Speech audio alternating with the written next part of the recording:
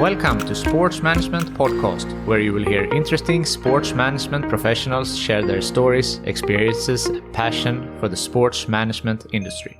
I am your host, Marcus Philipson.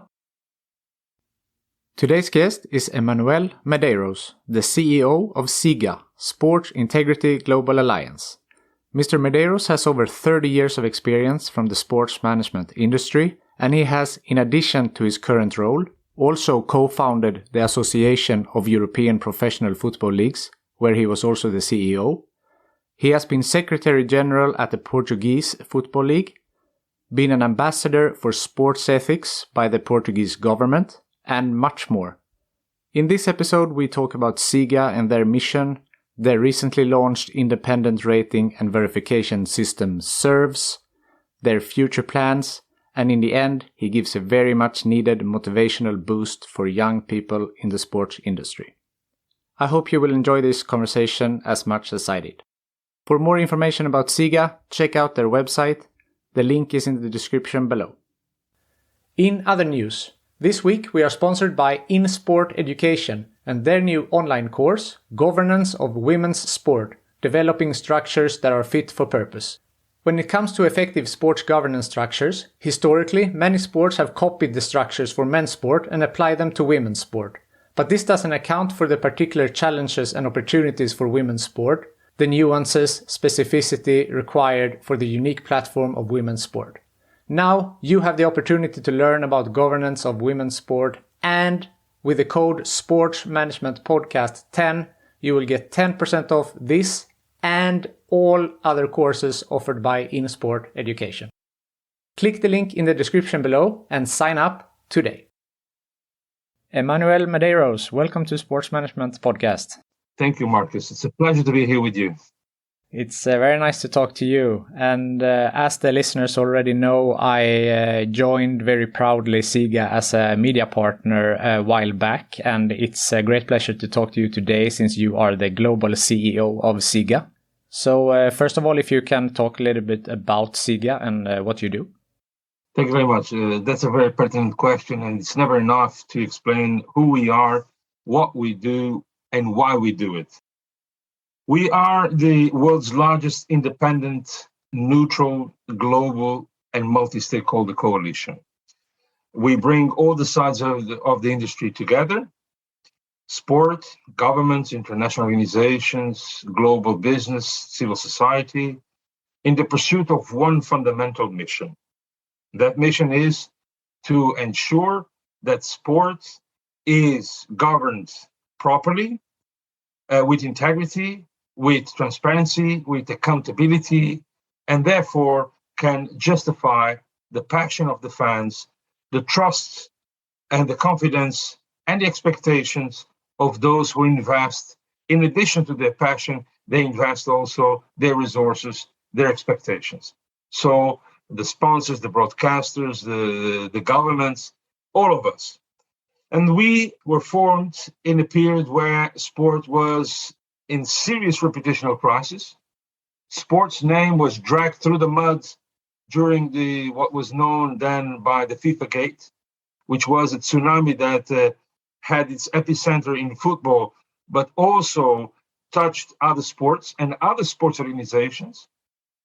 And this was a period of chaos, and we saw this huge anathema grow and hit the whole sporting industry.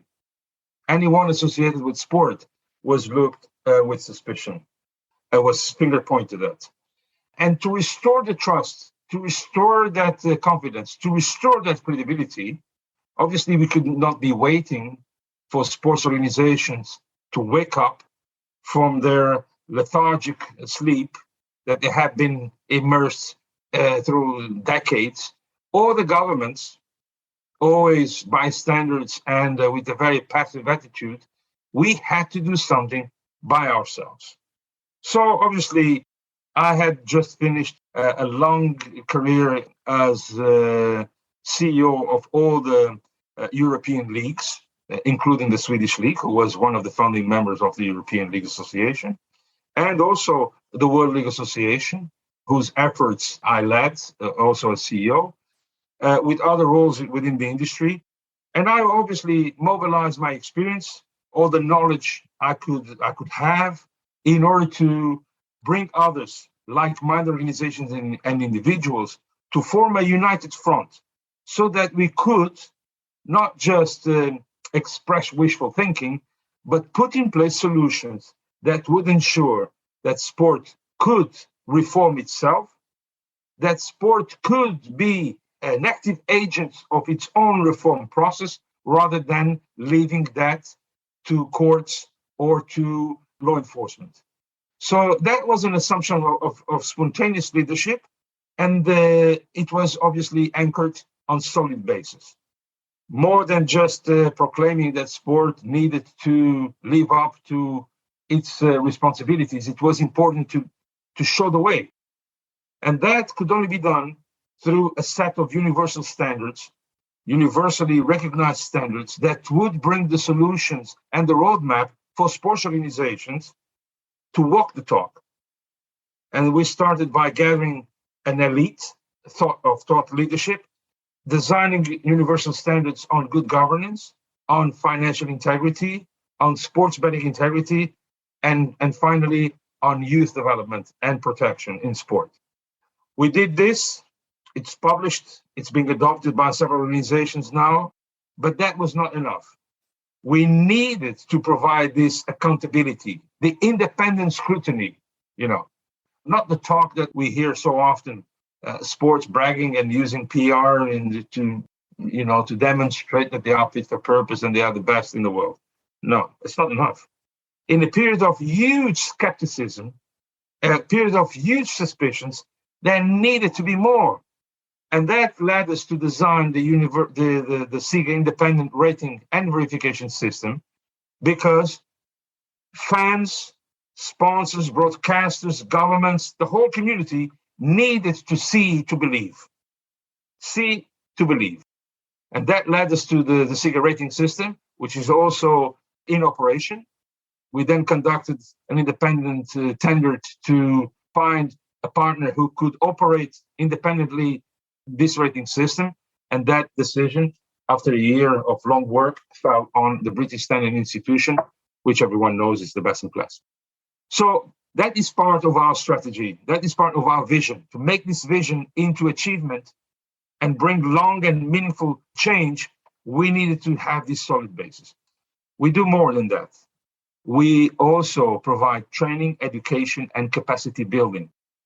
And we are spearheading a global movement in which everyone has its own legitimate role to play, including the media, right at the forefront, so that we can usher sport into this new era through meaningful cultural change. And cultural change is exactly the key. That's what we do. Wow, that's extensive and it's really impressive. And I want to elaborate a little bit on what you said with the verification, independent rating and verification system, the SERVs. Mm-hmm.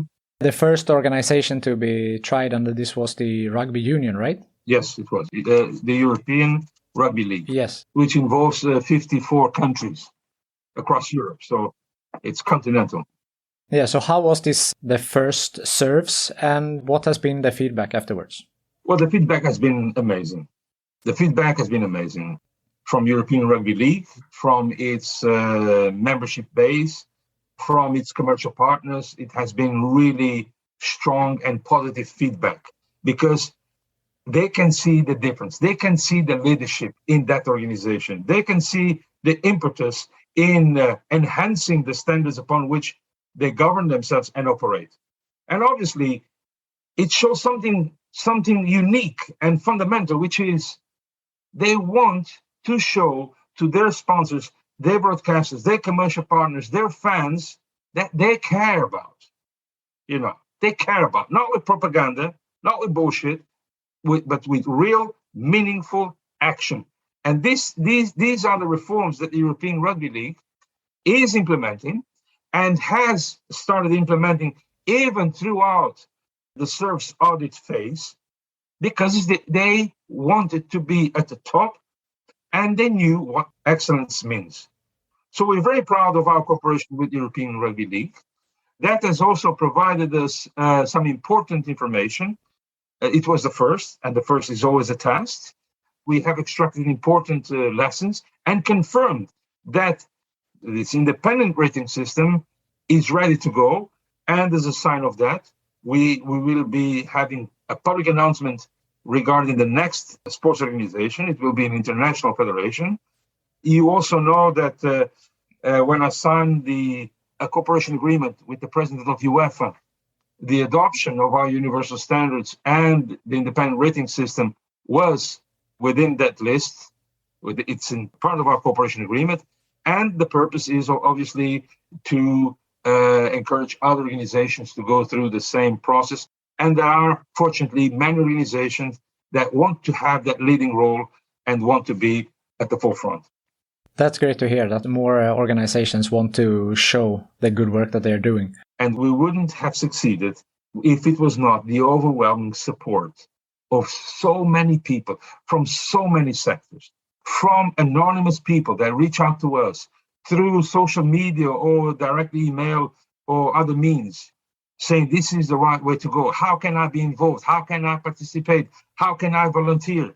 To the media, the fact that we have this global media partnership with over 30 media organizations is tremendous.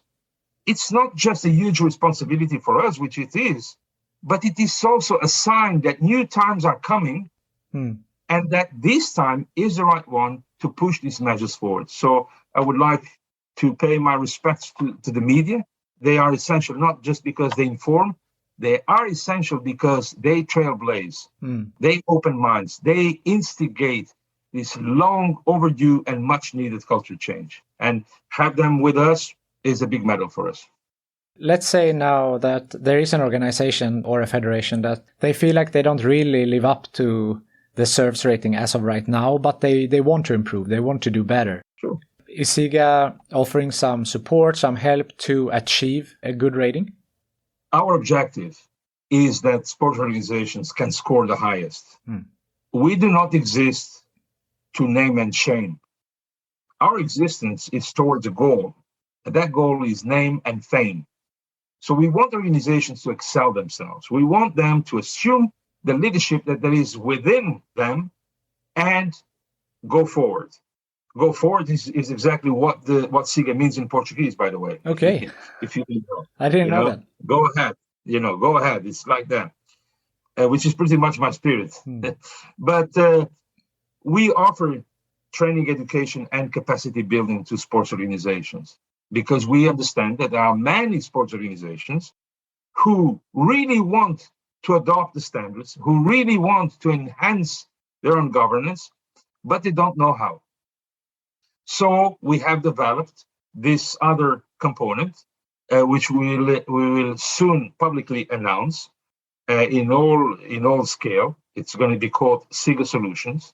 So this is first-hand announcement, so that we provide support to all these sports organizations. And then when they are audited, they are in good shape for that rating. But I would not see any barrier, any reason why a sport organization would not want to go through this independent rating system. Because, in a period of devastating crisis as the one that we are facing, resources are limited and investments are very carefully planned and decided. There is no sponsor, no broadcaster that can afford not to prioritize integrity in sport. No one can.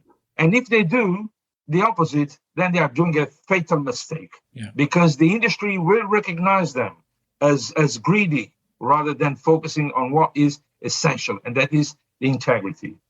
What keeps a CEO awake at night of a big sponsor is reputational damage. Because take, for example, one of the largest global sponsors, Qatar Airways. Their option is not just to maximize their exposure. Their responsibility is also to invest in integrity in sport. And they need to do it so that the industry is clean from all these threats that we see. It is their responsibility, and that cannot be declined. If they decline that, they would be doing a fatal mistake and sending the wrong message to the public with consequences, of course. And everyone, being an adult, has to take his or her own consequences. But what I'm saying is, this is the right moment for cultural change. And cultural change cannot happen just by wishful thinking. It has to be a result of clear action. Definitely. Before we move into the second segment, this episode is sponsored by InSport Education, and they have just launched a new course on governance of women's sport. And I know that Katie Simmons from SIGA has spoken for them as well. And SIGA has also the Women on Wednesdays. We do. So if you want to talk a little bit about the women initiative from SIGA. Yes. Well, as you know, good governance in sport is one of our key pillars. And there cannot be good governance in sport without equal opportunities, regardless of gender, race, social background, etc. So we mean business about that. We are very clear and feel very strong about that. But it's not just about, drawing a shopping list and waiting for things to happen. We need to be agents of change. We need to spur this change. And when in 2018, I remember I was on a flight between Lisbon and Geneva, and I was saying, we need to do something about this. Otherwise, it won't happen. Only by waving a flag, we won't go anywhere. So we started by inviting 20 female leaders in the industry for a high-level event and asked them to share their story, how they had succeeded, the hurdles that they had to overcome, the obstacles. And through this storytelling, inspire other female leaders, other aspiring female leaders also to understand that if they want, they can. And we were the conduit. We provided the platform. We provided the way in. So we created this mentorship program and asked those women, those leaders or female leaders, to also dedicate part of their time to mentor other aspiring leaders. We are already on our fourth edition. The latest one was the mentorship program for aspiring female leaders in sport was launched just on the 8th of December. The results have been overwhelming. And we encourage young female leaders in sport to come forward and express their interest and join this initiative. We want to have, through this, a global movement, because we cannot be happy with the reality. We cannot be happy with the reality. Do you know how many women sit on the executive committee of the international federations? I will tell you, because I have conducted that research myself. In 2019, it was 18.3%. So for every 100 members, 18.3% were women. All international federations. You have international federations that have one, others that have none. So it's a male-dominated environment. Yeah. Right? But that was 2019.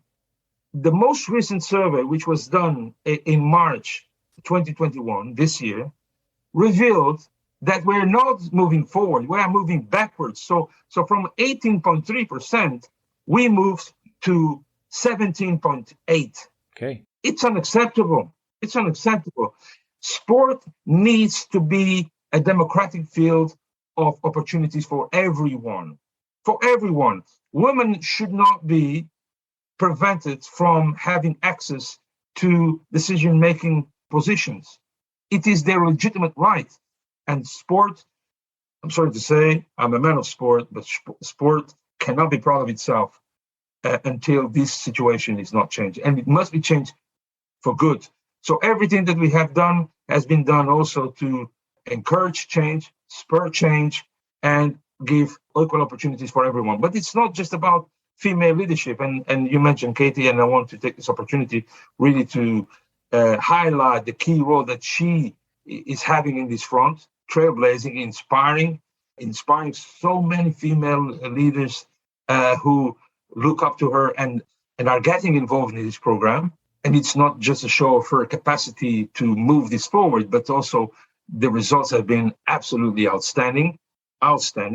And we will have on the 8th and 9th of March in New York City, a global summit. It will be hybrid.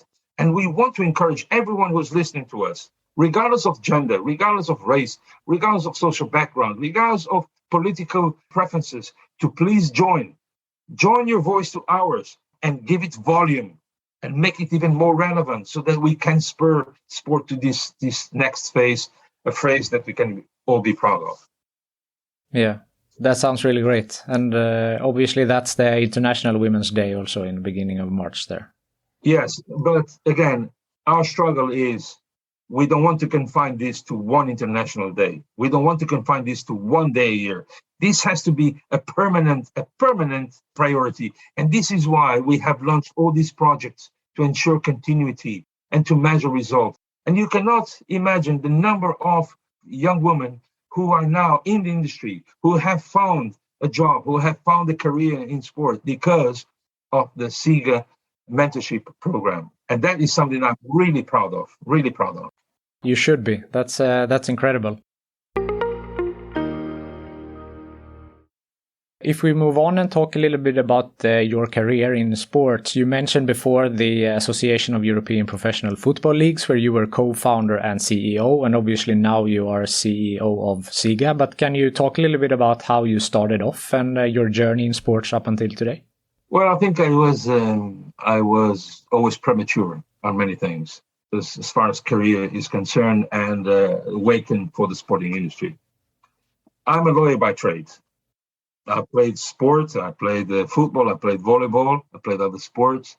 But then when I went to law school, I had to make an option. And I decided to prioritize the university, but always keeping an eye on what was happening within sport. I became executive in football in 1993. I was invited to be the legal director of Portuguese Premier League club. I exerted that role for 7 years. In addition to other professional activities I was having, that gave me a huge experience, from the inside, from the guts of the beast, on how things are regulated, how they are governed, from the transfer market to any topic you can imagine. And then 7 years later, I was general manager of the Professional Football League in Portugal. And I had a wide range of responsibilities, including international representation. I represented the Portuguese League in FIFA and UEFA and other European leagues. And we started in 1997, 1998 to have an embryonic grouping of leagues. We used to get together, not on a regular basis, but at least 2-3 times a year to discuss matters of common concern. Then there was this, the Bosman case, as you will recall, which was revolutionary in the football industry. And obviously, I was at the forefront of that battle. So we had to intensify our efforts, our actions, and organize ourselves in a different way. That led to the creation of the Association of European Professional Football Leagues as a legal entity. Then I was invited to lead the organization, and I accepted on one condition. The condition was that I was elected. Because all my life I was elected. I believe election is the right method because legitimacy is very important for me. So from 12 leagues in 2005, we grew to over 30 when I left in 2014. And in the meantime, I had also set up the World League Association with all the leagues in the world. And we represented a general turnover of $35 billion a year, the largest employer organization in the field of sport, and a huge powerhouse. But, life is made of cycles, and I considered my cycle had finished. I needed to move on. And that led me to exert my passion, which is reform. Knowing the industry, knowing its many amazing benefits and external impact from social development to human development to commercial impact, etc., technology, everything. But knowing also its dark side, I felt it was my duty to give a step forward and try also to contribute to the necessary and long overdue reforms. And this is what I'm doing. In the meantime, experiences as I had been exerting in the World Economic Forum or the Court of Arbitration for Sport or many other international organizations, I had to put on ice, because now my full priority is SIGA, is integrity in sport. And working with all you, this growing community, is definitely a great incentive to continue to do what I try to do in the best possible way. That's great, and I hope you continue to. This is a very short version. Yes, of course, of course. Your career is so, impressive in what you have done and what you have said also, like you are humble and you want to be elected and you want to do things right, and it feels like you are really the right man for leading SIGA forward. So on that point, what are the future plans for SIGA? Well, the future plans will be determined by the upcoming elections that will happen in January. As you know, I am extremely proud of being the founding father of SIGA and having dedicated the last 6 years of my life to building the foundations of SIGA from vision, because SIGA is my brainchild, but from vision to achievement, to the reality that SIGA is today. We are consolidated, strong, influential, respected organization, and kudos to everyone who has been working towards this goal. But my first term is now reaching its end, and out of respect and recognition for how democracy works, we need to give the word back to the members, to the council, to our internal organs, so that they can decide who they want to continue in this role or other candidate, as it is normally in elections. I have never been handcuffed to any role or any obligation apart from my own conscience. And as long as I feel that I can be of use, that I can add value and serve this great purpose, then I will not be shy. But obviously, that decision depends to the SIGA internal organs and to the members, because that's how democracy works. Definitely. That's how it should be everywhere, I think. But unfortunately, that's not the case. But that's what we and SIGA are working towards.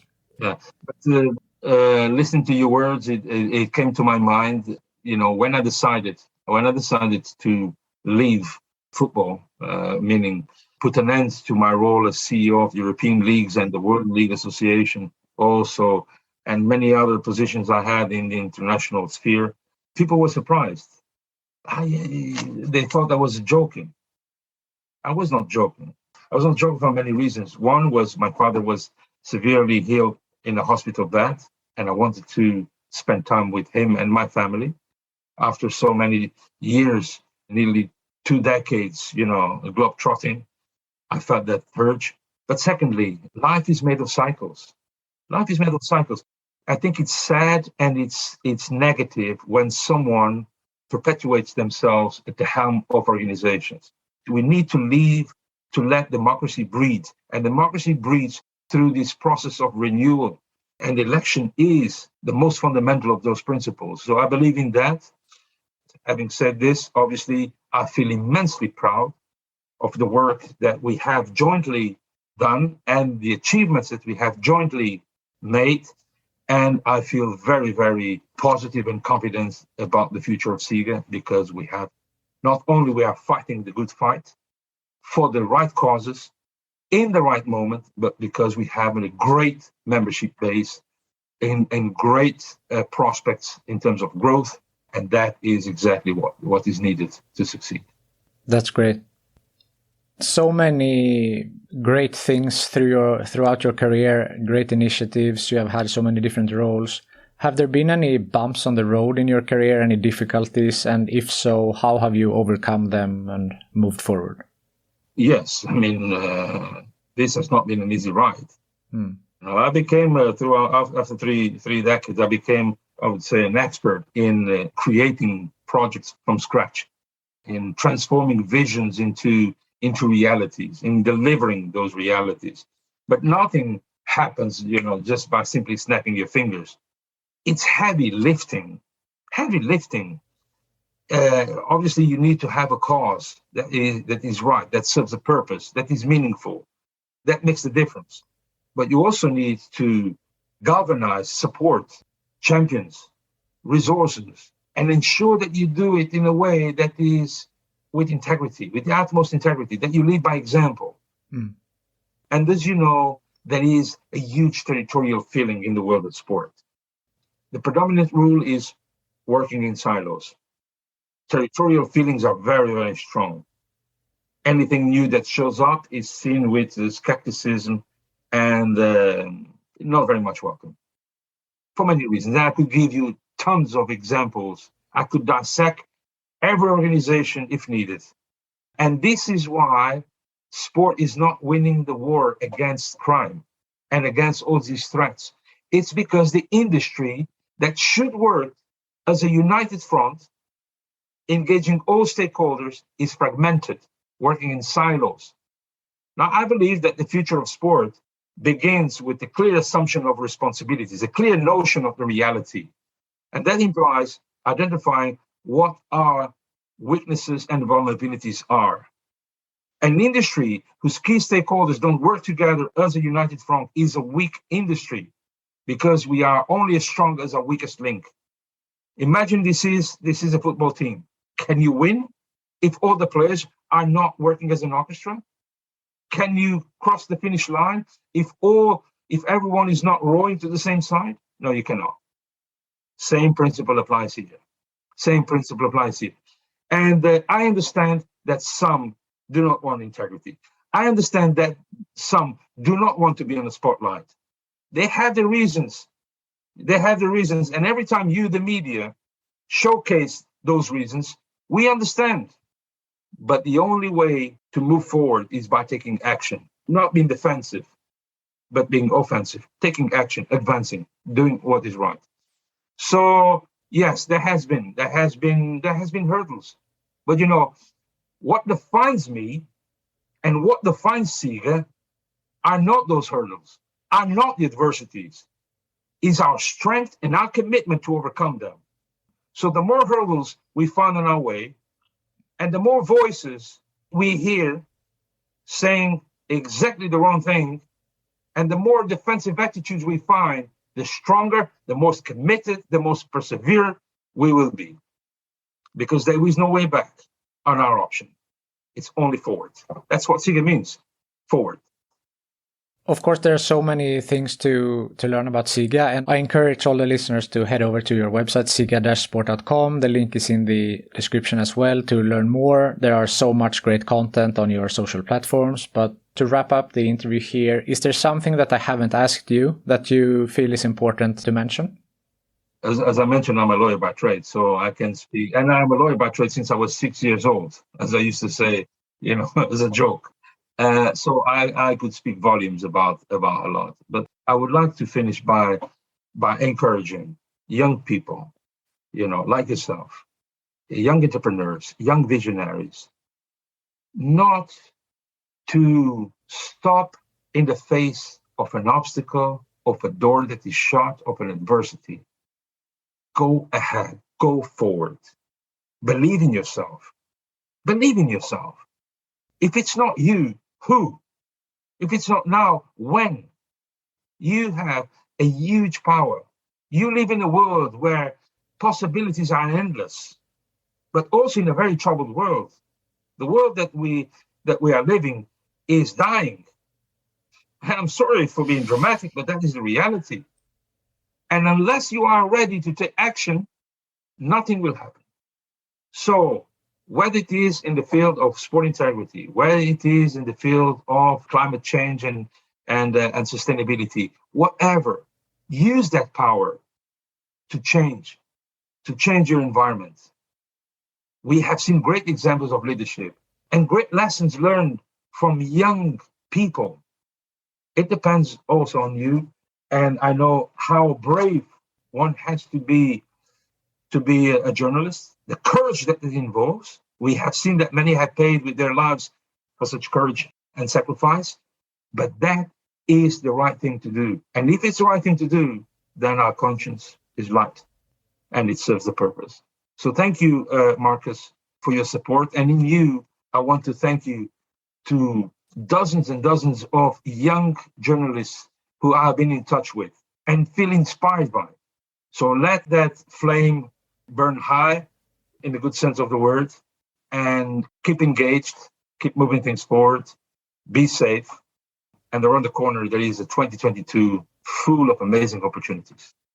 Let's grasp them. For sure. Thank you so much for taking the time to be on the Sports Management podcast. Good luck in the future with SIGA, and I'm proud, as I said, to be a partner with SIGA from here going forward. Thank you. The feeling is mutual. And congratulations on the great show and for having me. Thank you. Thank you. Thank you for listening to the Sports Management podcast. Please hit the subscribe button so you don't miss out on any upcoming episodes. Also, feel free to leave a comment about what you thought about this episode. If you want to get in contact with me, send an email to sportsmpodcast@gmail.com or hit me up on Facebook, Twitter or Instagram @sportsmpodcast.